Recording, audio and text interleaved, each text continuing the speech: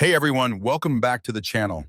If this is your first time here, don't forget to hit that subscribe button, because here we dive deep into some of the most fascinating and sometimes controversial topics about religion, culture, and faith. Today's topic is a really important one, and honestly, it's one of the most asked questions I've seen. In Islam, women wear the hijab. But what about in Christianity? Did Christian women also wear a veil?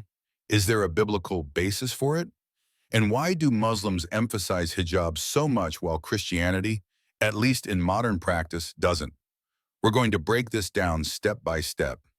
First, we'll look at what hijab actually means in Islam.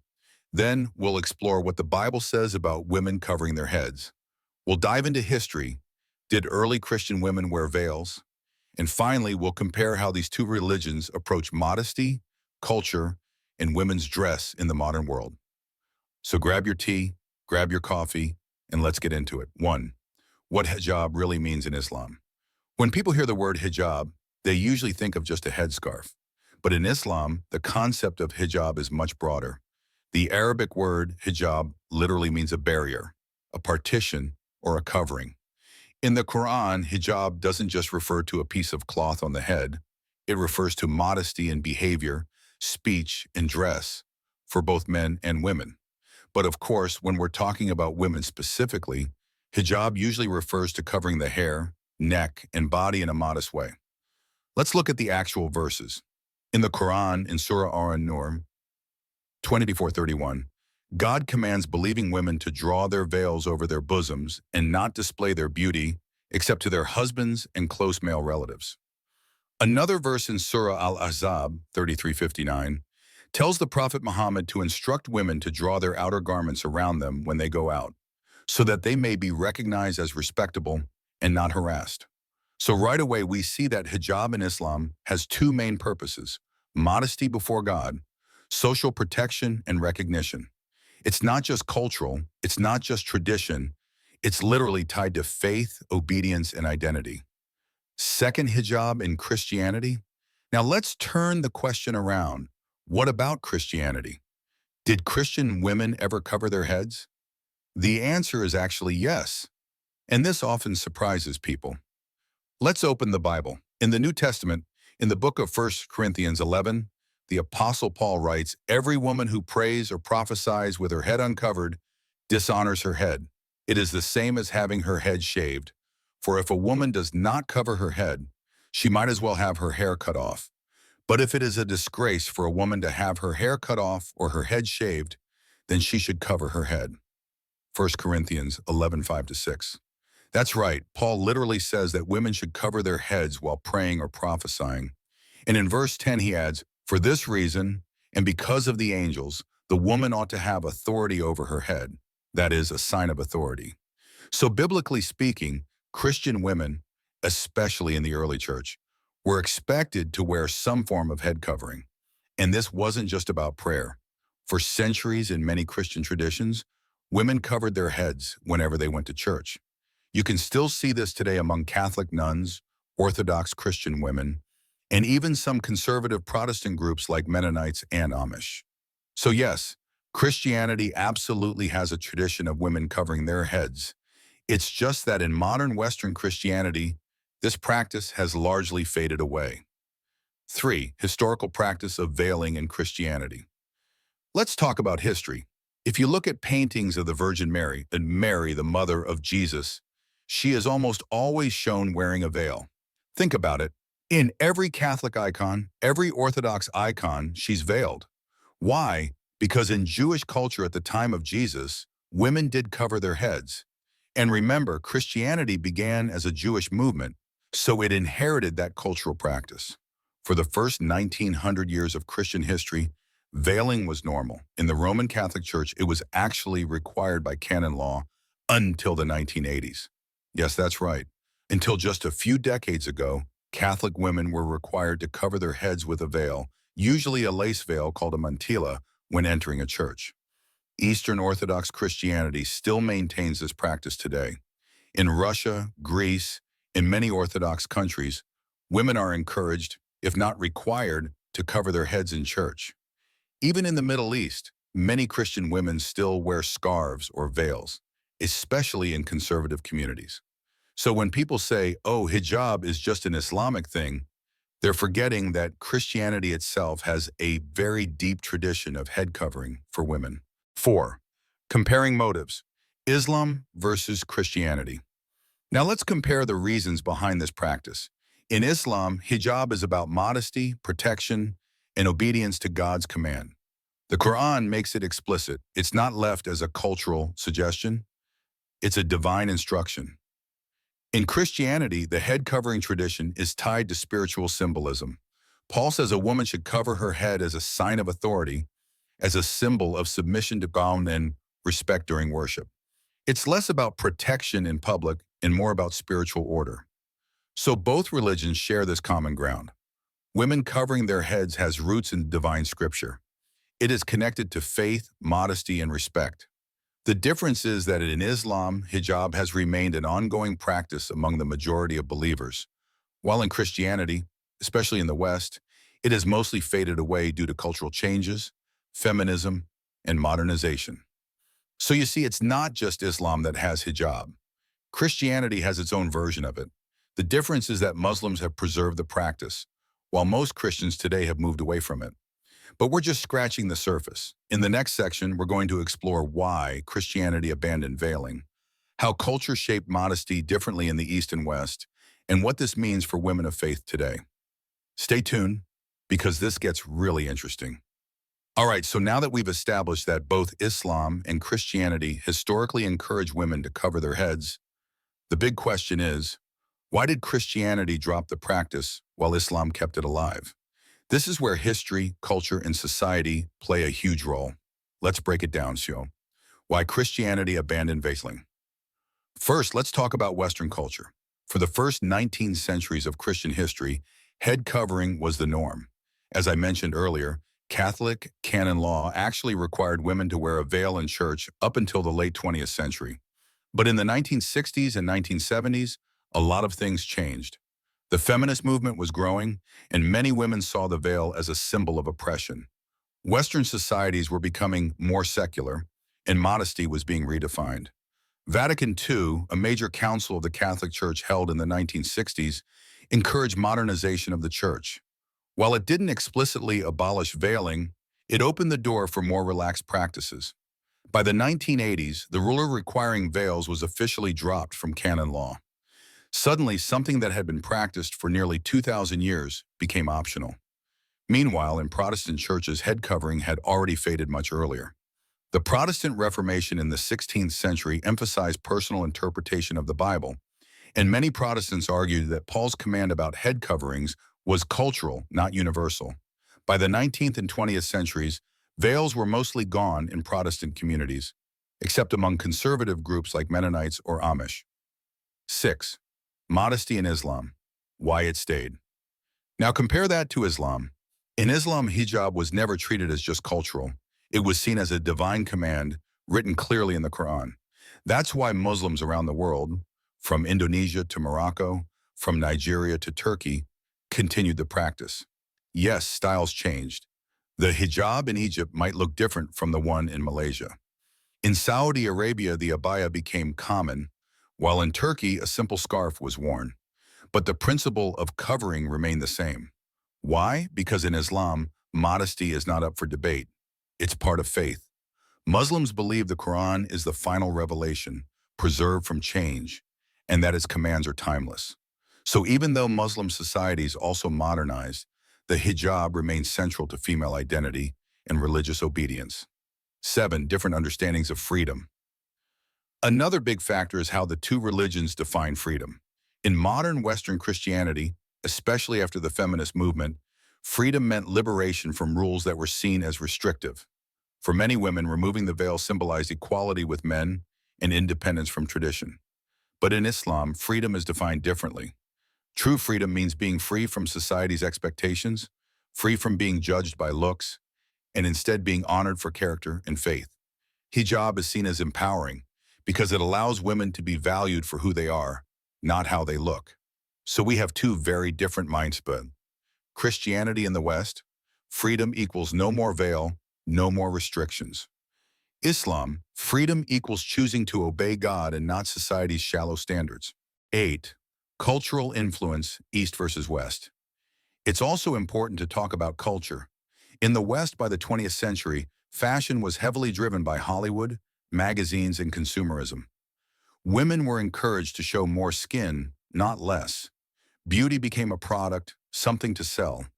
Meanwhile, in Muslim-majority societies, even though colonialism and globalization had an influence, the culture remained more conservative.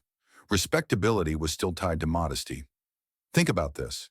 In the 1950s, even in America, women wore dresses that covered most of the body. But by the 2000s, bikinis, miniskirts, and crop tops became mainstream.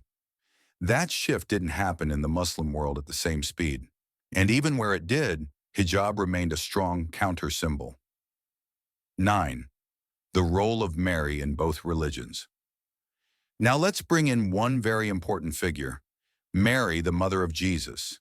In Islam, Mary, or Maryam, is considered one of the most righteous women ever to live. The Quran devotes an entire chapter to her, Surah Maryam. She is described as pure, chaste, and obedient. Muslim women often look to her as a model of modesty, and every painting or depiction you see of Mary shows her veiled. In Christianity, Mary is also revered, especially in Catholicism and Orthodoxy.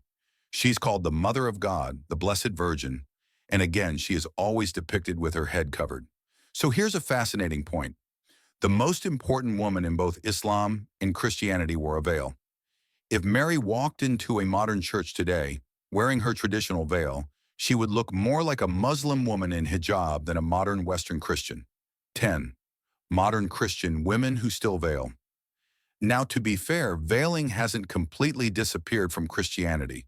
In Orthodox churches, women still cover their heads. In Catholicism, some women continue to wear the mantilla voluntarily. And in Protestantism, small groups, like Mennonites, Amish, and some Pentecostal women, still wear head coverings daily. Even in the 21st century, you'll find Christian women in places like Africa, Latin America, and the Middle East who veil because their local traditions preserve it. But the difference is that in Christianity, veiling has become optional and cultural, while in Islam, it remains obligatory and universal. So we can clearly see the split. Christianity started with veiling, carried it on for centuries, but eventually abandoned it in most places. Islam, on the other hand, preserved it as a divine command that never faded. But this raises another big question. What does modesty really mean in both religions? Is it just about a piece of cloth on the head, or is there something deeper? That's what we'll dive into next, how Islam and Christianity both understand modesty, inner purity, and dignity. So far, we've seen that both Islam and Christianity have traditions of head covering. Islam kept it, Christianity mostly let it fade. But here's the real question. Is modesty just about a cloth on your head, or is there something deeper? Let's talk about the bigger picture. Modesty in Islam and Christianity. 11. Modesty in Islam, more than just a scarf. In Islam, modesty, called haya in Arabic, is one of the most important values.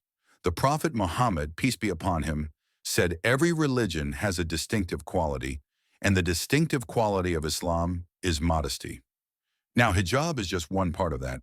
For women, modesty includes covering the hair and body, leaving only the face and hands, according to most scholars, wearing loose, non-revealing clothing, avoiding excessive makeup or jewelry in public, speaking respectfully, and avoiding flirtation. But here's something that often gets ignored. Islam also commands modesty for men. That's right. Men are required to lower their gaze, avoid lustful looks, and cover their bodies from the navel to the knees. They're not supposed to wear super tight clothing, gold jewelry, or silk. So hijab is not just a rule for women. It's part of a bigger system where both men and women are told, don't reduce each other to objects. Treat each other with dignity. That's why hijab in Islam is often called a shield. It's not just fabric. It's a symbol of identity, modesty, and devotion. 12. Modesty in Christianity.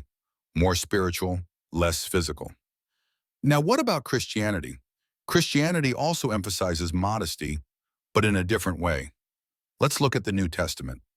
In 1 Timothy 2:9-10, Paul writes, I also want the women to dress modestly, with decency and propriety, adorning themselves not with elaborate hairstyles or gold or pearls or expensive clothes, but with good deeds appropriate for women who profess to worship God. So here Paul is saying, true beauty isn't about fancy clothes or jewelry, it's about character. The Apostle Peter also says something similar in 1 Peter 3:3-4. Your beauty should not come from outward adornment, such as elaborate hairstyles and the wearing of gold jewelry or fine clothes.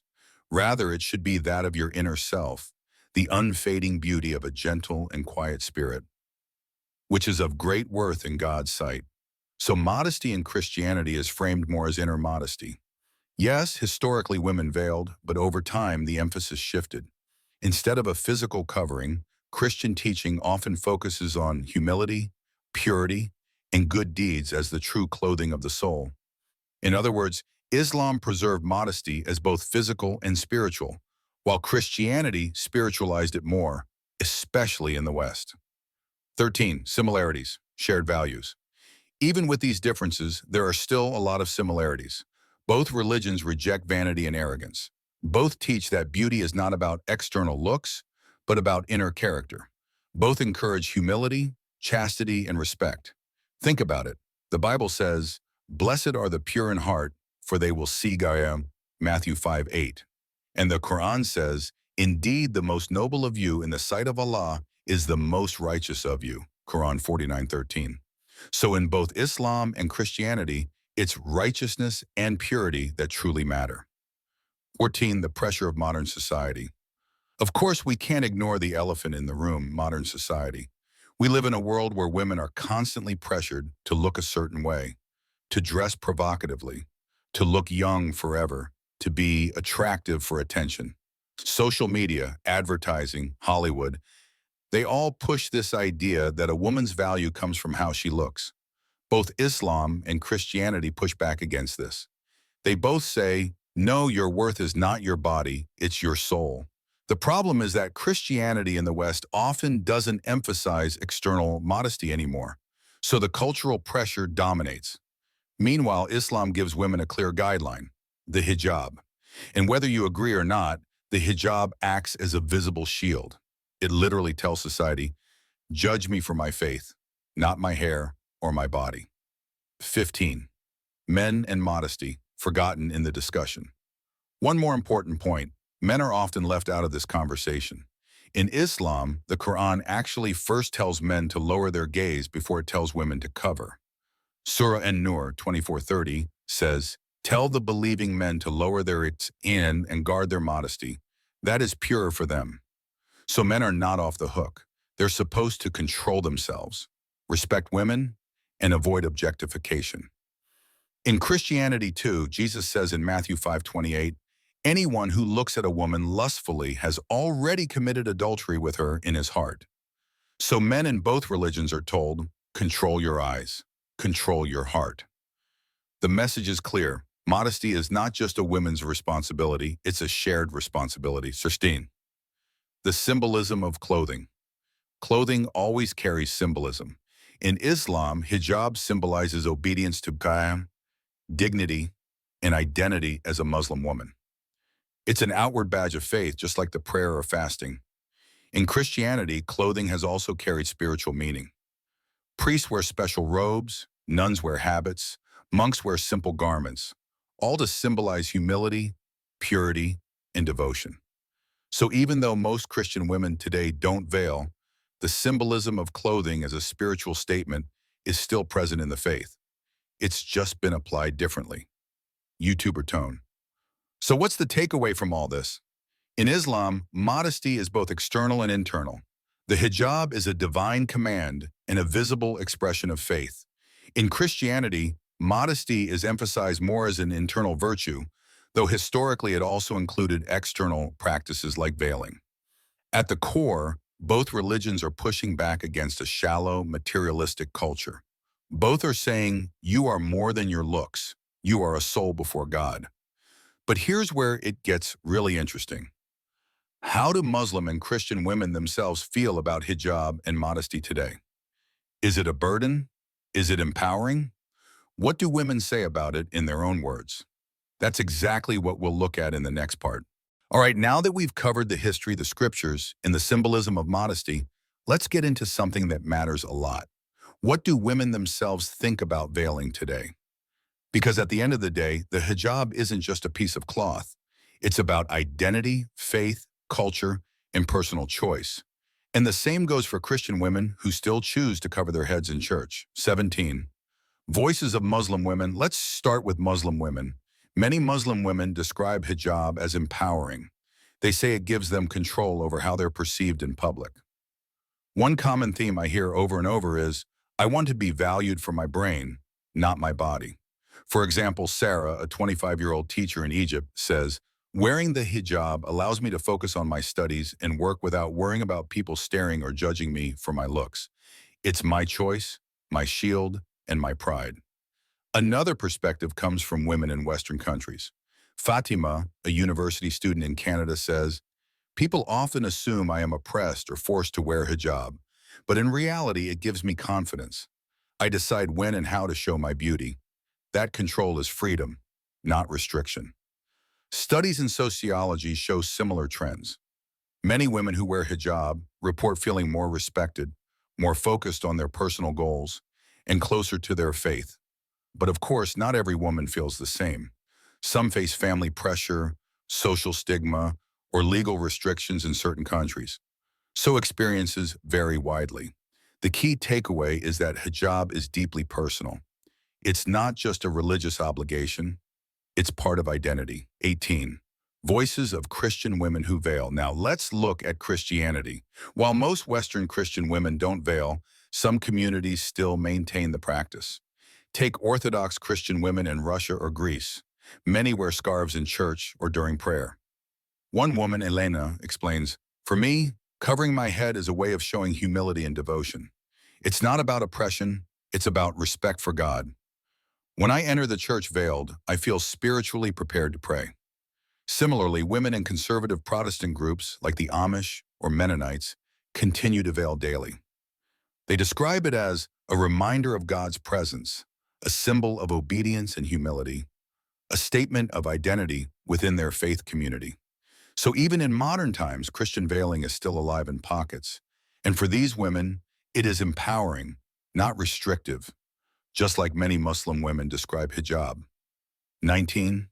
Hijab. Oppression or empowerment? Here comes the big debate. Some people claim hijab is oppression, while others call it empowering. Let's unpack that. Oppression argument. Women are forced to wear it by families, communities, or governments. In some countries, refusal can result in fines, social ostracism, or worse. Critics say it limits personal freedom. Empowerment argument. Many women choose to wear it voluntarily.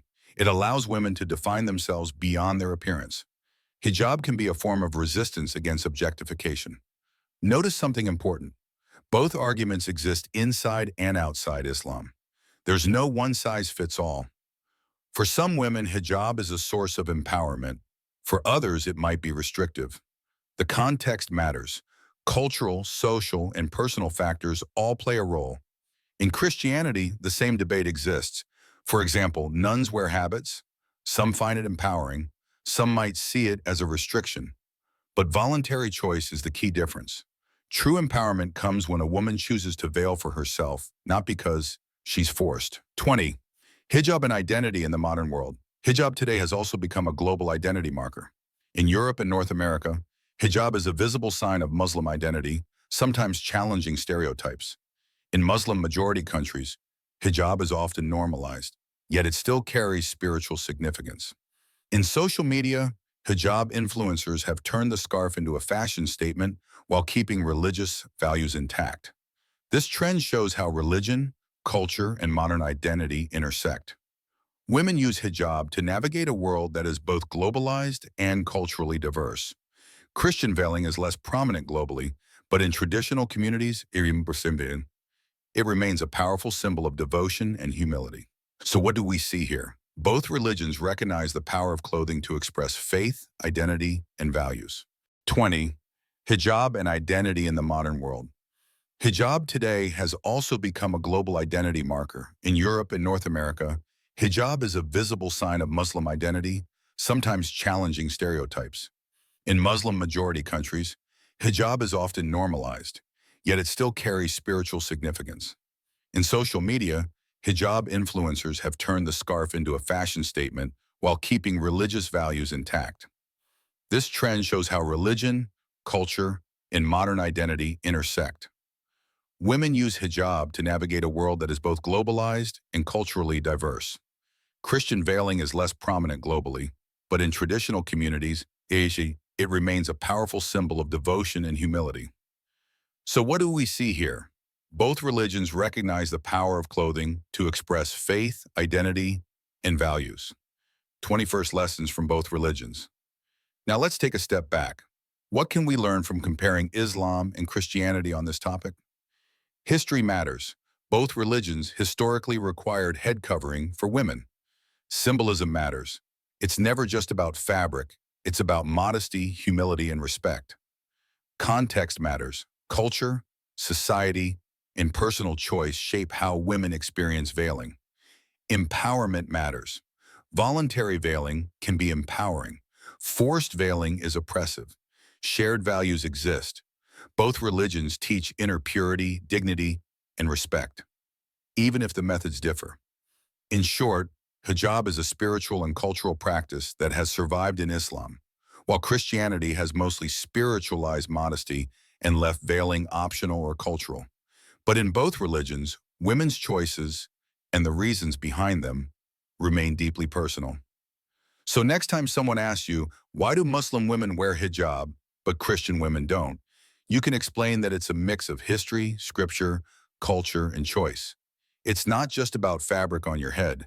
It's about identity, faith, modesty, and sometimes empowerment. And remember, both religions encourage respect, humility, and inner beauty, even if they express it differently. In the next part, we'll explore modern controversies, legal debates, and the global conversation about hijab in the 21st century. That's where things get really intense and eye-opening. All right, everyone, we've covered history, scriptures, personal experiences, and the spiritual meaning of hijab and veiling in Islam and Christianity. Now let's talk about something that gets a lot of attention in the news and on social media. Modern controversies surrounding the hijab 22. Hijab controversies around the world.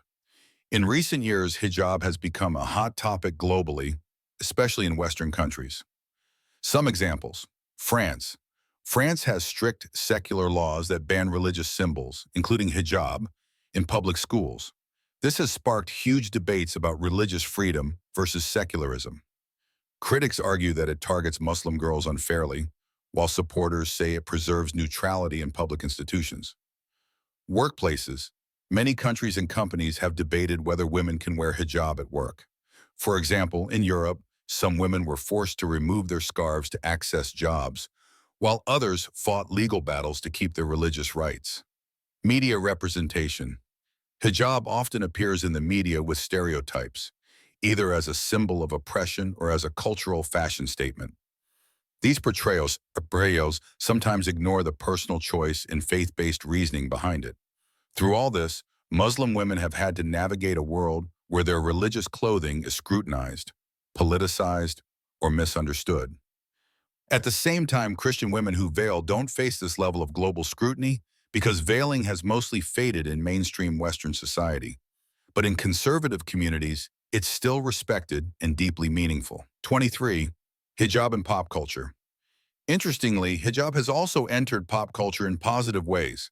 Fashion bloggers and influencers now showcase modest clothing with hijab, mixing style and faith.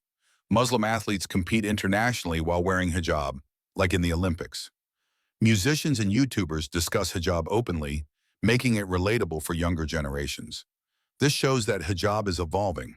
It's not just a religious obligation, it's also a form of identity, creativity, and empowerment. Christian veiling hasn't become mainstream pop culture, but traditional attire for nuns or Orthodox women still carries respect and symbolism within their communities. 24. Misconceptions about hijab. Let's address some common misconceptions. Hijab is always forced. Not true. While some women face pressure, many choose hijab voluntarily as a symbol of faith and empowerment. Hijab is only about oppression.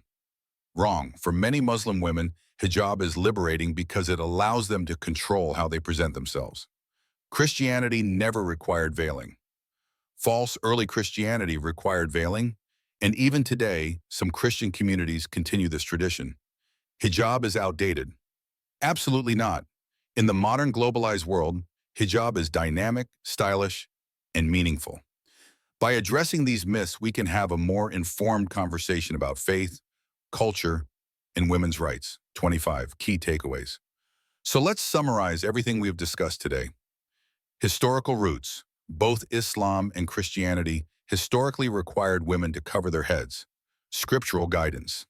The Quran and the Bible both mention head coverings and modesty. Cultural evolution.